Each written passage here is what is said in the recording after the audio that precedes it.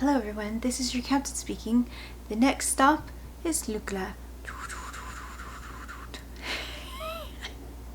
Hi, I'm Mandy, and today we're going to be talking about these, though the bigger ones, that will get you from Kathmandu to Lukla to start your Everest Base Camp trek.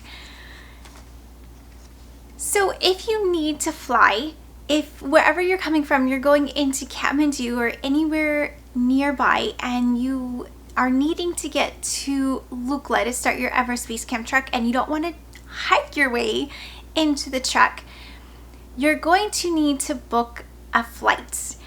So in today's video, I'm going to go over how to book your flight, when to book your flight, the relative cost of the flight, and 10 tips about the flight from Kathmandu to Lukla. Okay, so how do you book your flight? You want to do a search and make sure that you have the airport codes KTM, Kilo Tango Mike, to Lukla, which is LUA, Lima Uniform Alpha. Okay, those are the two airport identifier codes, and you need to get yourself from Kathmandu, if that's where you started, to Lukla. No matter which way you're coming from or where you're coming from, you need to get to Lukla. The start of the trek is immediately, it's at the airport, which is like a teeny tiny little thing, but you pick up your baggage and then you turn around and immediately behind you is where the trek starts.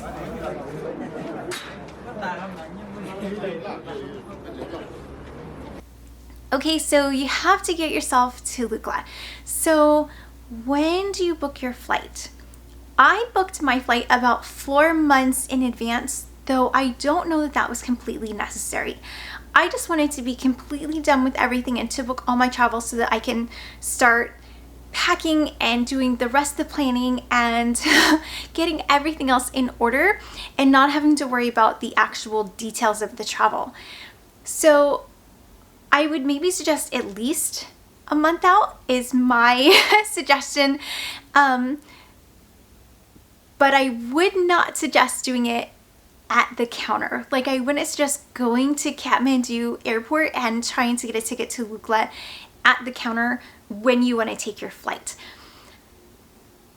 Okay, so the first flight of the day going from Kathmandu, KTM, to Lukla, LUA, is normally 6:15 a.m. The reason why I don't suggest trying to wait until you get to the airport to leave to get a ticket at the counter is because there are only 4 flights each day. 4 flights, and they're back to back in the morning, and that's it. So if the flight is sold out, or if there's bad weather, if for any reason you cannot get on the plane, now you're at the airport and no way to get there, it's always better to just have a secure ticket. So what does it cost?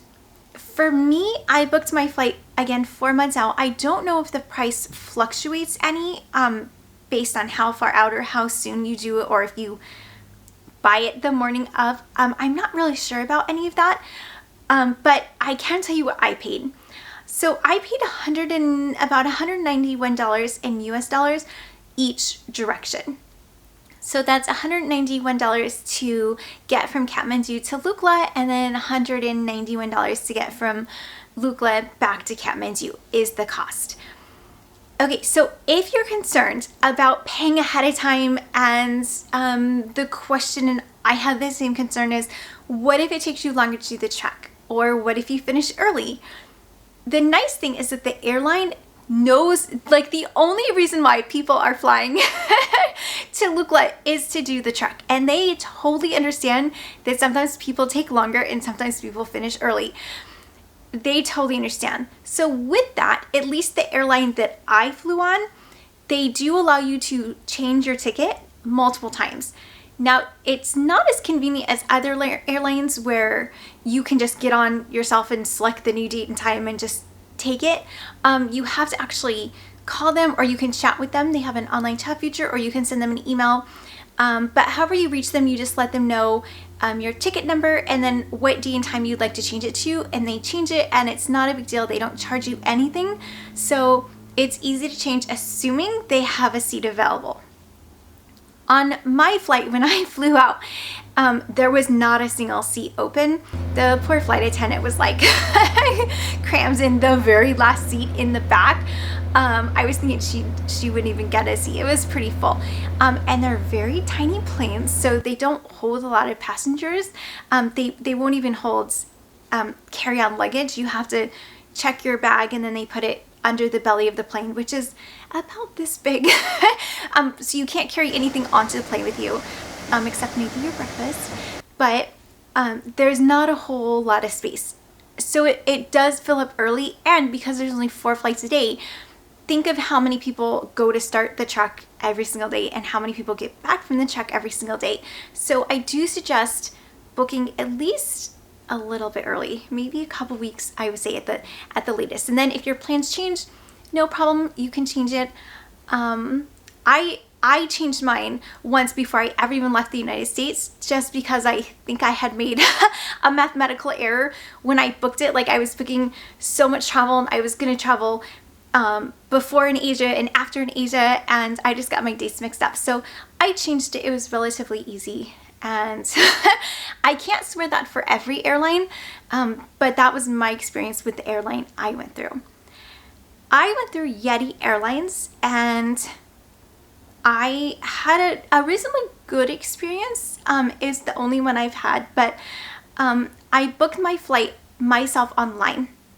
So I just went to yetiairlines.com, and then I don't know if they have options to purchase an airline ticket in currencies other than US dollar, because I think it's just where I'm from and like my region, and like it just, the internet knows that I pay in US dollars, so it didn't give me any other options. But on the ticket it did say like currency paid, and then it said US dollars. So there might be an option to pay in other currencies if you are not from the United States, or if you don't use the United States dollar. So they are a Nepal company. Their headquarters, they're based in Kathmandu. So I would imagine they would accept quite a number of currencies. But that was my experience with them. It was pretty nice and easy. Again, I just went to their website and booked a ticket myself about 4 months in advance. There are a couple other airlines, but to be honest, I didn't research any of them, because when I saw Yeti Airlines priced and the fact that they did have a seat available for the very first flight in the morning the day I wanted, I just took it. Like, I didn't want to risk losing that ticket by going to other websites and doing more research. Like, I found it and I booked it, and I was happy with that. So that's where I stayed.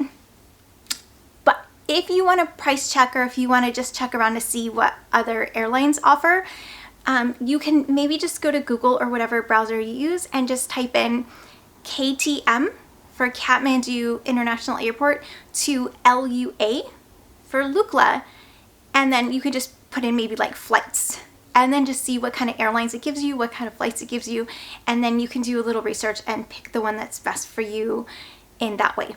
Plus, if you're from another country, you might have options that I didn't see, or maybe ones that weren't in English, and then I wouldn't be able to see it, or maybe airlines that target specific countries, but there might be more options. So if you want to do what I did, you can use Yeti Airlines. If not, KTM to LUA will probably find you the airport or the airline that you're looking for. Okay, so I have 10 tips now about the flight itself, or different things that I learned about the flight from Kathmandu to Lukla. First of all, thank goodness it was not scary, in my opinion. I watched so many different videos of like the big tagline saying like the deadliest airport in the world, and the scariest airport, and the most tragic airport, and the flight was no problem. The guy that sat in the seat next to me fell asleep pretty much as soon as we took off, and then woke up after everyone else was getting off the plane, and the stewardess was tapping him to get up. But it was not a scary flight for me. There was no turbulence there. It was nothing out of the ordinary. It was just a normal everyday flight. So in my experience, don't let how scary everyone else is saying the airport is be a deterrent to you. I know that it's just one experience, that was me, and maybe I got lucky and had a nice calm day, but to me it was not, it was nothing. And I was fully prepared to be very scared, and that just did not happen. It was actually quite peaceful up there, but it is a tiny plane. They're not pressurized. And I use a skydive, so for me that's not a problem. I've been in tiny planes before that were turboprop and not pressurized, and the door was open. So that wasn't a problem, but the stewardess does come by and hand out a piece of like hard candy, and I don't eat sugar, so I didn't take it and I didn't need it. But if you want something to chew on or to suck on to maybe help with your ears, or even to take your mind off it, they will give you something. But again, I didn't need it, so maybe you'll be okay without it.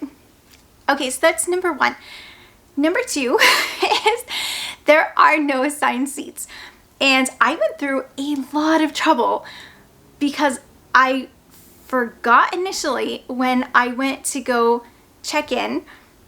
I forgot that I did research, and everyone was saying sit on the left hand side in the center on your way out and the right hand center on your way back to get a good view.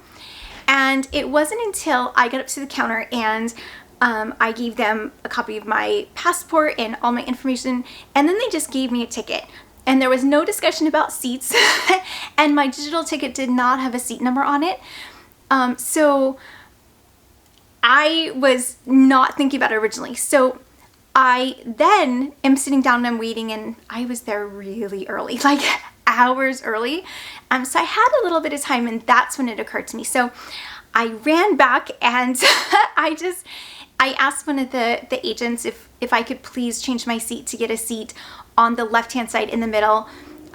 She was a little bit grumpy about it because the line was quite long at that point, but she did give me a new ticket, and it was for seat, I want to say like 2A. It was perfect. It was right in the center of the plane, right on the left, window seat. It would have been beautiful.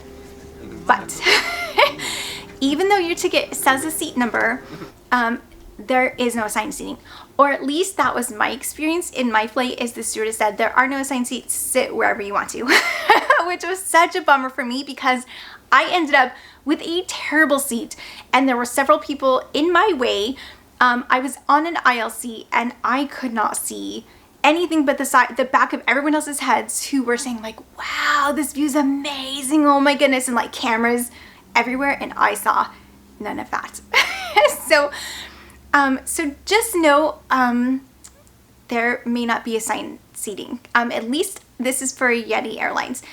So with that, the next piece of advice is when you get off the bus that takes you down the down the taxiway over to the airplane, and then you get off and you're just thinking, wow, this is so cool, like this tiny little plane, and the props are spinning, and the plane is so tiny, and you just want to get pictures with it and do a bunch of selfies and have a whole big discussion and meet new friends. Okay, but while you're doing that, the clever people are going to sneak onto the plane, and they're going to take the good seats. At least they did with mine. I was like one of the, I was the last person to board because I thought my good seat is secured, there is no rush, and then I get inside and they gave me the last available seat, and the agent's like, just sit anywhere. And I was heartbroken.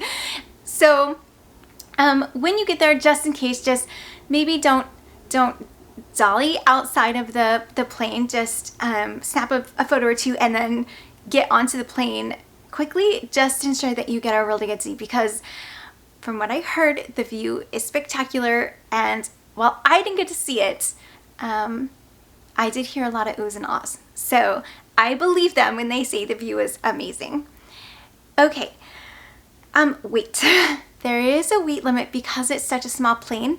The weight limit is 10 kilograms, which is 22 pounds, which is the exact weight of my pack with a little bit of water in it. So If you have more than just a standard trekking pack, you're gonna be over your weight limit and they're not gonna let you take it. It's not like a normal airline where if you're over the weight, they'll just charge you extra money but let you take that extra weight. It's not like that. They won't let you take the extra weight because the plane isn't big enough and they have to work the center of gravity and all the aerodynamic things that they do just to make sure that it's going to be a safe flight. So you're limited to 22 pounds, which should not be a problem if you're carrying your own bag. I know if you have a porter, I think I might have brought twice as much stuff, honestly, if I had a porter, because it's a luxury to pay someone to carry your stuff for you. But that was not the case. I wanted to do it myself, and I knew because I researched ahead of time that there was that restriction on the weight. And your digital ticket will say it as well. If you don't use Yeti Airlines, just check with whatever airline you do go with and check for the weight limit of the bag. Again, you can't carry anything onto the plane. As far as like your bag, it has to go under the plane because there are no overhead bins and the roof is like immediately above your head, and then there isn't really a lot of room under the floor as well. Like they're not traditional airplane seats and there's not a whole lot of traditional airplane anything if you're thinking about commercial jets. Again, this is a very small turboprop plane, so it's a lot different. Okay. You can see the pilot. You can see the pilot, which is very strange, especially after September 11th. The pilots, two of them, I think there was two of them, are simply behind a clear plastic, it's not even a door, it's just more like a cloth that goes in and out, almost like a swinging door, but it's clear plastic, so you can see the pilot, you can see everything they're doing up there. It's really kind of cool, but that was kind of neat to me. I'm not used to being able to see the pilot or them not being behind like several locked doors. Okay, the flight is about 30 minutes long. 30 unscary minutes, more than likely, but it's not long. It's maybe about 30 minutes or so, and then there's time to load and unload. And again, it does take time to get onto the bus and to drive out to the plane and then to get on the bus and go back whenever you get back to Lukla. So when you go to the airport, factor in a little bit of extra time to get to wait in line for the bus, and then once you get on the bus, once the bus fills, then it's gonna drive you out to the plane. Like there's no little gangway that you just walk onto like in commercial jetliners. And you'll know what I mean if you've ever been on a plane where the plane like pulls almost right up to the airport, and there's a little hallway and the passengers just walk down the little hallway and then you get on the plane. So there's none of that. You get on a bus and they drive you out to the plane, and then you offload and get onto the plane. So just budget a little bit of time for that. Okay, the flight, because it's short and there isn't a lot of room, there's no food or drink offered on the flight, so don't skip breakfast. But your hotel, if you're staying, ideally you should have a hotel at least the night before, but if you're staying in Kathmandu like I did, you can just let your hotel know the day before. They often have a cutoff time, like it might be 3 p.m. or 5 p.m. or 7 p.m. or whatever it is, to let them know that in the morning you won't be able to make breakfast, and they'll pack you a to-go breakfast, and it'll be cold, and it's usually like a fruit juice and some fruit and maybe like a little croissant. It won't be anything fancy, but it will be breakfast. And I ate mine on the plane, but they're not going to give you anything on the plane. So for that 30 minutes, you won't have anything to drink or anything to eat. And know that ahead of time, because you do have to check your bag. So it's not like you can just reach under your seat and grab something if you're hungry, or grab a bottle of water. So keep a bottle of water and some kind of snack or something with you if you're concerned about that. And I would keep it with you. Like, you don't want to get to Lukla and the starting point and be dehydrated because you didn't have anything to drink on the plane, or to be starving because you didn't have a chance to eat breakfast at like 5 in the morning when your taxi picked you up to the airport. So just be prepared for that. Okay, number 9. Okay, I already did this one. There is only 4 flights a day each way. They're about every 30 minutes apart, if I remember correctly. And again, the first one is at 6:15 a.m. and this is with Yeti Airlines. So if those times don't work good for you, you can always check another airline, but I'm kind of guessing they're probably all going to be really similar.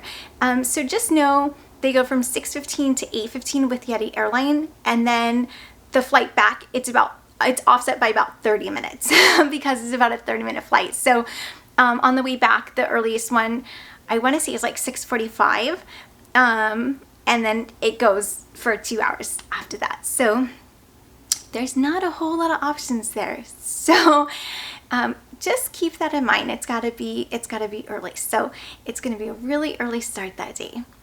Okay, and the last thing I have about the flight is going to be the arrival time. The arrival time. Okay, if you have the very first flight of the day at 6:15 or even 6:30 or maybe even 6:45, your ticket, at least mine did, it said to arrive to the airport 90 minutes early.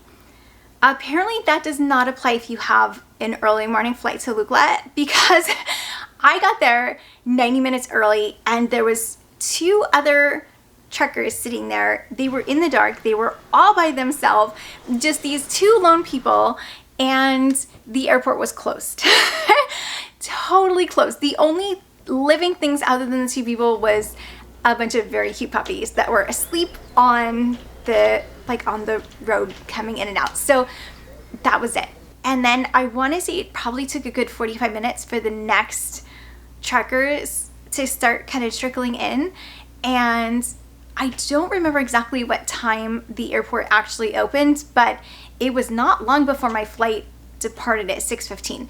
So you don't want to get there at the last minute, of course, but I would say from my experience that even though the ticket says arrive 90 minutes early, the airport will not be open 90 minutes early. Again, this is if you're leaving out of Kathmandu, so KTM. The airport is not open at that time. They're just not open. So you could maybe sleep in just a tiny bit more. I know, like, at least for me, that morning was very frantic and I got up several hours early. So I want to say my taxi picks me up at 5 and I want to say I probably got up at 3 just to make absolutely certain that I got everything taken care of and that I didn't forget anything or stress about anything while I was gone. And I did leave my luggage behind. Again, I was in Kathmandu for a couple days before my check, and then I had a couple more days in Kathmandu after the check, and then I continued on and went to other parts of Asia after that. So I did have a whole nother suitcase that was just for non-check stuff, and I left that with the hotel. And you can probably do that as well if you have a Kathmandu or local area hotel. The hotels are very used to most of their guests coming for the check, and so they know that you're gonna have extra luggage and that you don't want to take it all, or that you can't take it all because of the weight limit. So they will store it for you. And my hotel, they didn't charge anything, and from what I've heard, it's usually a service that comes complimentary with your room, so you won't have to pay anything, even though like you might be gone for a week or 2, probably 2 weeks to do the check. They'll store it for those 2 weeks, but of course you will have to go back and get it when you're done. So I think that's their very clever and kind of brilliant way to get you to come back and stay at their hotel when you come back, because you're going to go pick up your luggage anyways. You might as well just stay and leave your luggage there. Okay, so that is all about the flight from Kathmandu to Lukla, how you book your ticket, when you book your ticket, the cost of the ticket, and all of the things that I learned through my experience of getting to and from the airport. Oh,